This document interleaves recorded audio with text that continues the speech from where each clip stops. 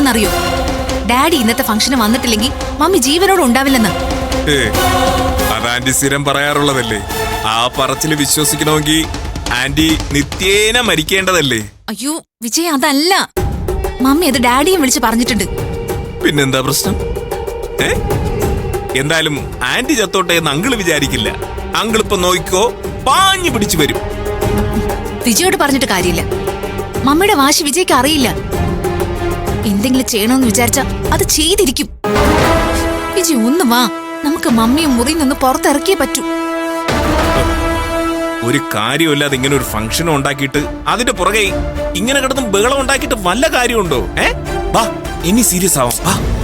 അയ്യോ anti, anti, anti വാതിൽ തുറക്ക. ആന്റി, ആന്റി ഒന്നും ചെയ്യല്ലേ. ആന്റി കടുകൈ ഒന്നും ചെയ്യല്ലേ. ആന്റി,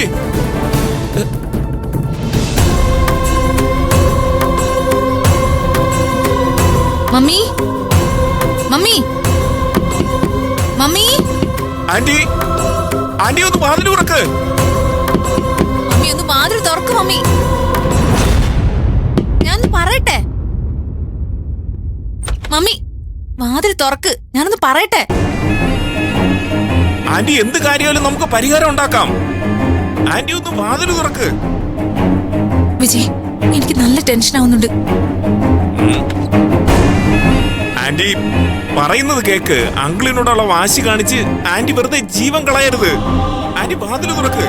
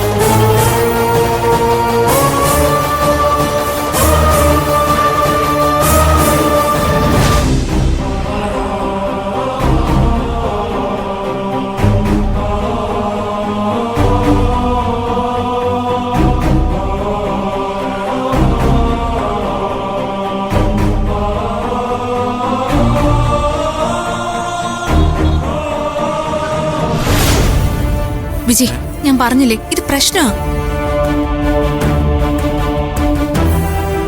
അതെ, ഇനിയിപ്പോ വേറൊന്നും ആലോചിച്ചിട്ട് കാര്യമില്ല. താനേ അങ്കിളിനെ വിളിക്ക്. അങ്കിളിനെ വിളിച്ച് ഇവിടത്തെ സിറ്റുവേഷൻ പറ. അല്ലാതെ നമുക്ക് എന്ത് ചെയ്യാൻ പറ്റും? ഞാൻ വിളിക്കാം.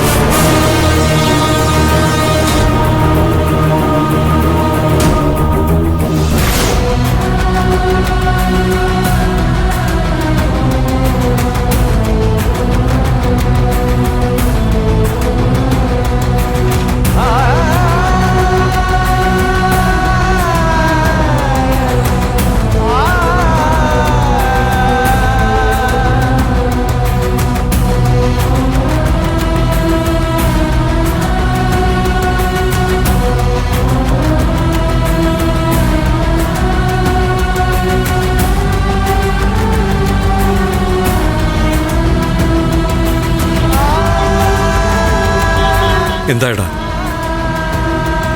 അവർക്ക് ആർക്കും ഒരു ഐഡിയ ഇല്ല അച്ഛാ. കുറെ സ്ഥലത്തായില്ലേ നമ്മൾ അന്വേഷിച്ചുകൊണ്ടിരിക്കാൻ തുടങ്ങിയിട്ട്. ഇനി നമുക്ക് തിരിച്ച് സ്റ്റേഷനിലേക്ക് തന്നെ പോകാം. വേണ്ട അച്ഛാ,